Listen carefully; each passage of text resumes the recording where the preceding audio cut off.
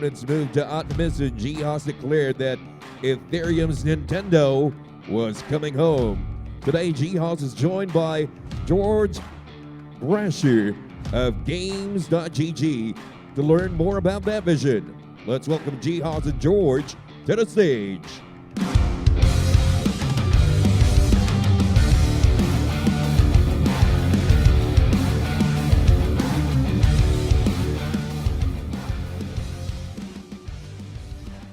Hello everybody, hopefully you can hear me nice and loudly. My name is George and I have the pleasure to be joined once more by Jiho.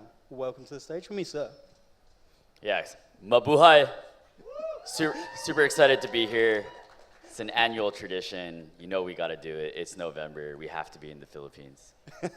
And it's always good to be here in the Philippines, and I enjoy being here and being with you guys and seeing an event that is more a business to customer event compared to the normal business to business events that we do attend. Today we're talking about, is Ronin going to be the Nintendo of Ethereum? And some of you look considerably younger than myself and Theodore, so I'll give you some context of what this could mean. Back in the late 80s, early 90s, Atari was pushing out basically garbage, and they had basically killed everybody's trust in the idea of a gaming console. Then came along Nintendo, and they released an entertainment system that was not a gaming console. This turned everything, the Sega, the PlayStation, everything then became a Nintendo to your grandma. And that's the kind of thing we're thinking about today. Nintendo didn't just dominate their market, they created a whole new market for them to dominate. And we're gonna think about, is that what Ronin is doing with their move over to Ethereum? Before we dive into that, we need to think about what Ronin has already done. I assume everyone here is very well versed in what Ronin has previously done. But if you could give us like maybe a quick 1 minute of what Ronin has done to get to the mega powerhouse point they are at now. Ronin started out of the necessities of building Axie. Right? We started building Axie in 2018, and we were very cognizant from the early days that scalability would be an issue, right? So we tinkered around. We even used something called Ronin Network in the early days. And we realized, hey, nobody's gonna know what we need to build other than ourselves. So we ended up building Ronin specifically to scale Axie Infinity. Axie was the first game that scaled with Ronin. We deployed Axie on Ronin in March of 2021, and within 6 months it had exploded from 19,000 DAU when we deployed it on Ronin to around 2 to 3 million by that fall. And so we built Ronin specifically for the use case of gaming. We later started to see game developers reaching out to us saying, hey, we're interested. We've seen that Ronin works for games. We obviously work for Axie, and we would also like to use it, right? So, and that's actually how a lot of the great gaming platforms and platforms in general start, right? They start with a killer app, a killer use case that then acts as a magnet for other builders. And you know, we just had Luke on stage, right? And Luke, I think, is probably the most famous example of a game that came to Ronin and was able to scale. And Ronin was the fourth most used chain of 2024. And I believe what Ronin is positioned to do is to capture this mass market of crypto. And, you know, and I believe that while right now a lot of the crypto market is focused on things like perp dexes or even prediction markets, those are very niche use cases compared to the final potential use cases of crypto, which are more focused on mass market consumers. You saw this with chips as well, right? The initial demand was from the military, it was from the space explorers or NASA, but obviously, right, the larger market was chips, computers for the everyday person. And this is the only place in the world where you see everyday people using crypto very comfortably. And I think that's the magic of the Philippines, and I think that's the magic of what you see on Ronin, is crypto for everyday real people, and you undeniably see that when you come to this event. Yeah, I think that's a fantastic point. As someone else also based out in Southeast Asia, out in Thailand, Thailand is massive for it as well. And like you're saying, prediction markets, meme coins, all the stuff we see getting talked about on X, that's kind of more specific to crypto people. Like the average person is unlikely to be engaging these things. But if you're making a solution that solves problems for an everyday person just to do something, you're more likely to bring them on. So you've built this thing out, you've created Ronin, you've managed to become massive and be the 4th most used chain. Now, let's think about what's happening more recently and happening now as you've decided to move back to ETH as a layer 2. What made this decision something you wanted to do, and why is now the right time to do it?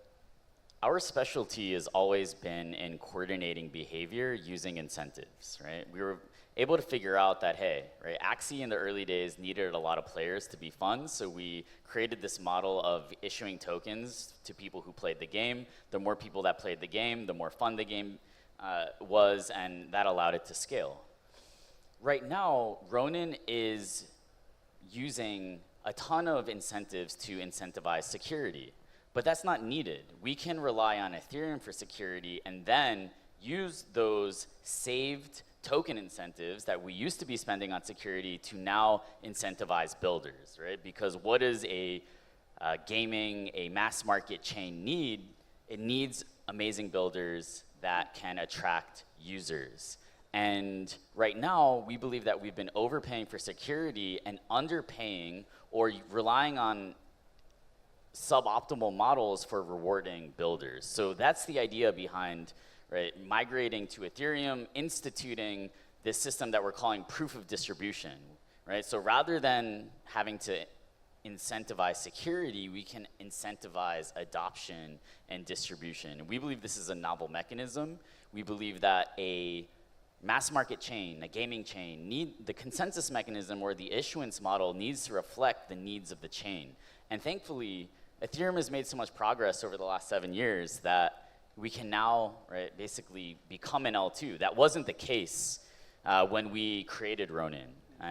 Ethereum was still very early in its scaling roadmap, so we're super proud of the work that the Ethereum core developers have made, the progress that they've made, which has basically allowed us to come home and basically save incentives for incentivizing adoption. That's a great way to look at it as well, and the idea of there's something you have a spend on that you don't need to spend on because someone has now made what you have made. You made Ronin because the thing wasn't there. The thing is now there. You can go and rely on them to do that for you. What was it that made you ultimately choose ETH in the end? Was there, I believe I saw something around a bidding war and other people trying to get you. What made you think, yeah, ETH is going to be the chain we should go and be doing this on? ETH has the most liquidity. It has tons of institutional adoption, right? It's the most used chain when it comes to, it's the most used smart contract platform when it comes to institutional adoption. Our roots are on Ethereum, right? Axie was initially deployed on Ethereum, and it was only because of, right, a lot of different circumstances that we ended up making Ronin an EVM sidechain. But we've used ETH as money on Ronin for many years now, right? So, there's tons of kind of legacy, cultural reasons behind the switch, and I do believe that we are seeing a renaissance in the Ethereum ecosystem. L1s, I believe, will continue to become Ethereum L2s because it just doesn't make sense to have to pay for your own consensus when you can outsource that security to Ethereum, retain those tokens. You can even, right, and then you can put those tokens to incentivizing other things other than security. And that's actually the fundamental idea of what made Axie blow up, right? Was that, hey, why does Bitcoin is incentivizing security, but a game doesn't, right? A game needs to also incentivize adoption, right? And now that you can basically outsource the security to Ethereum, okay, right? Now you can actually put those tokens to incentivizing what the chain needs beyond security, which is actual users, actual developers. Yeah, awesome, man. It's the idea of going and doing the thing you were always set out to do without having to worry about the peripherals that was just a cause of trying to achieve the thing you wanted to do. So we've seen why you're going to Ethereum, and I think the idea of moving where the liquidity is something that a lot of people overlook when they think they're a game. They think they're going to suddenly generate liquidity over on these chains. And as I said at the start, with my opinion on how Nintendo and Ronin relate in the idea of the analogy we've been using of you're just going to make a market that you can dominate instead of dominating the market that was already there. To you, what does the analogy mean to you? Is it the idea that maybe Ronin's going to be pushing out hardware, or is it more in line with just creating a market to dominate as Ronin? Because you have been one of the leading gaming chains as it is already for many years now.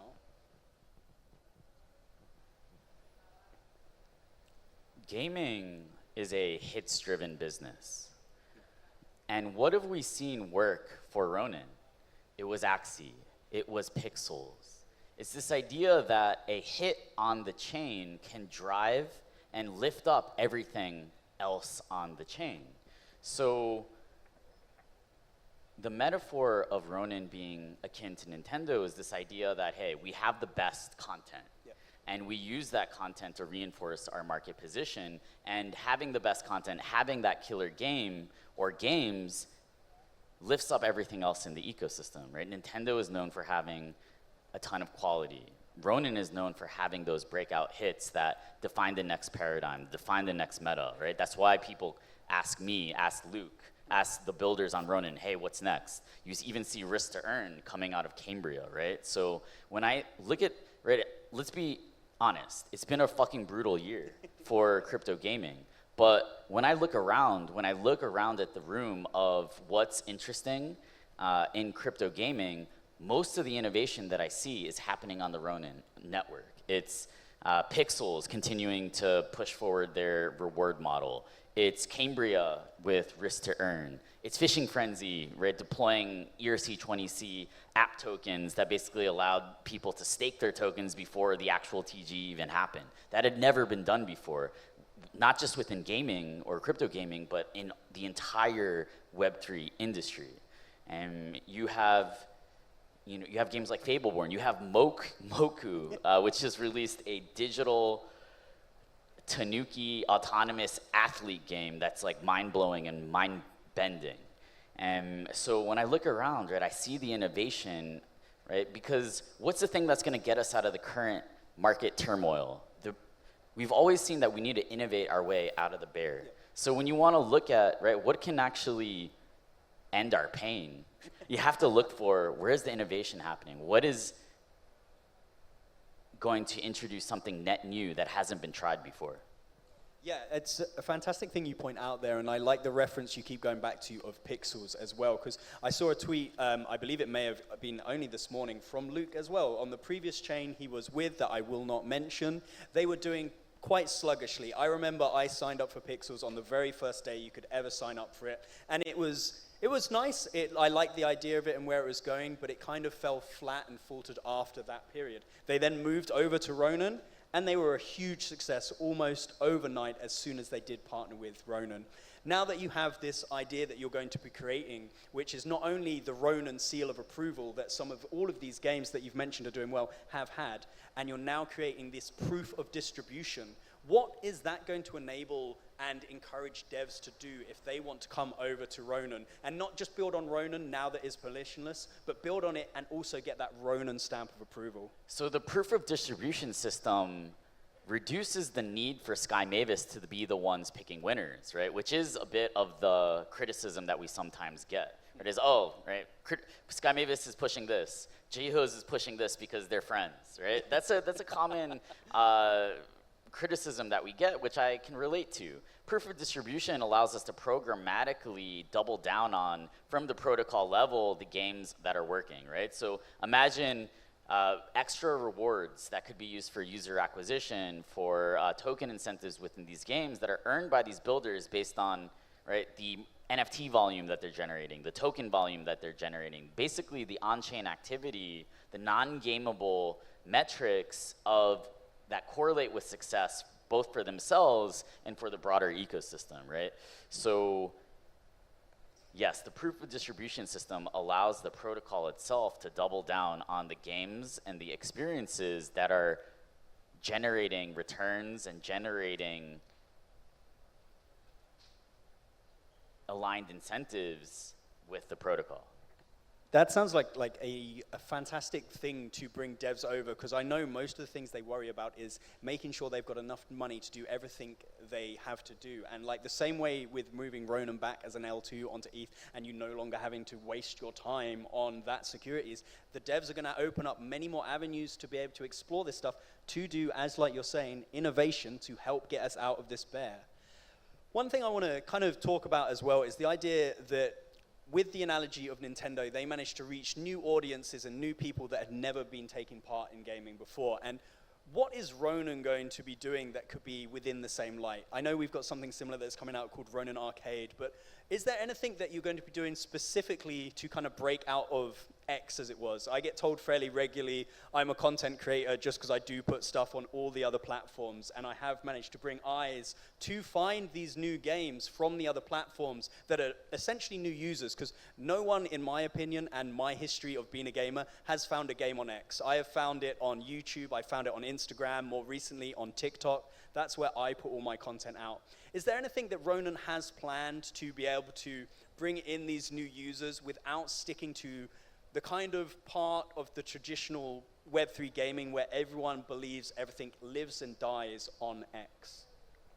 Well, we're the only ones that have ever done it before, right? Where Axie actually didn't grow primarily via X or Twitter, right? Axie was huge and is still very large on Facebook, on TikTok. Axie got 2 billion views, or 2 or 3 billion views on TikTok in 2021, 2022. And so of course, right, diversifying distribution channels is a natural thing that needs to happen. We're also looking at different experiments where just today, if you check Twitter, you'll see that we've actually been able to tokenize Counter-Strike items and put them on Ronin. And you can actually trade Counter-Strike items on Ronin, and you can even deposit them back onto Steam. So it's these type of experiments that are gonna help us cross the chasm and onboard everyday gamers, because it's undeniable that the experience of trading an NFT, trading a digital good is superior when it's an NFT compared to when it's on a server, right? So we just need to make sure that the benefits are so clear to the user that they're willing to take a chance. And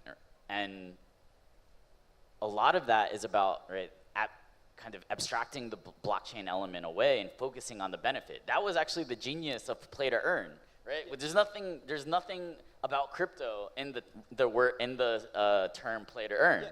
People didn't even know that it was a crypto game. It's like, this is a game where I can earn crypto, or earn money by playing it, right? Yep. And that, so, you know, of course there was a lot of controversy around the term, but the genius, I believe, of that term was that it had nothing to do with crypto, and it was basically just showing off the benefit. Yeah, I think you're so right there that a lot of people forget that some of these things could essentially work without crypto. Just crypto is the best tech method to make these deliveries happen. You did just drop in there very casually that you've managed to tokenize Counter-Strike skins within the blockchain itself as well. I'm not going to let you just drop it that casually without asking you more details, because that is something massive, because only recently did the market suddenly go all haywire over that. So is that what sparked this idea for you guys, or is it something you had previously thought of? We've been looking at it because a lot of the engineers that work on Ronin Market like to trade Counter-Strike skins. So this has been an idea that we've had percolating. I think it got expedited because, right, we saw so much volatility in that market that it was like, hey, like, let's push this up, let's get this out. Excellent, that sounds awesome. Unfortunately, this is all the time we have got. I think this is the shortest interview me and you have ever done, so a pat on the back for both of us for keeping it in time. Before I do wrap up, do you have any one thing you would want to tell the Ronin community and they need to take away from here? A little bit of alpha or anything that is going to make them think, yeah, this is good. So we have an announcement coming tomorrow, but I'll tease it a bit here on stage with you guys. So we have figured out a system that will allow us to integrate something called QRPH into the Ronin wallet. And what this will allow you to do is pay with your Ronin wallet in crypto at places like Jollibee to pay for Grab. There are hundreds of thousands of businesses across the Philippines that accept QRPH, and now every single one of those businesses will be able to accept Ronin Wallet. So this is completing the loop that was foreshadowed back in 2021. Do you remember when merchants were accepting Axis tokens, SLP tokens at their venues kind of in an OTC way, right, in a very manual way? That was foreshadowing that because there are so many Ronin Wallet users in this country, it actually makes a ton of sense for there to be that type of a payments integration. So a payments network bootstrapped via entertaining applications, there's something very powerful in that, and that's what we're gonna start to see. Fantastic. That sounds like some great news. So all of you, make sure you stay tuned tomorrow to get the full in-depth on what is going to be brought to you from the Ronin wallet itself. And as always, man, fantastic to join you up here. Thank you, George. Thank you, Jihoz.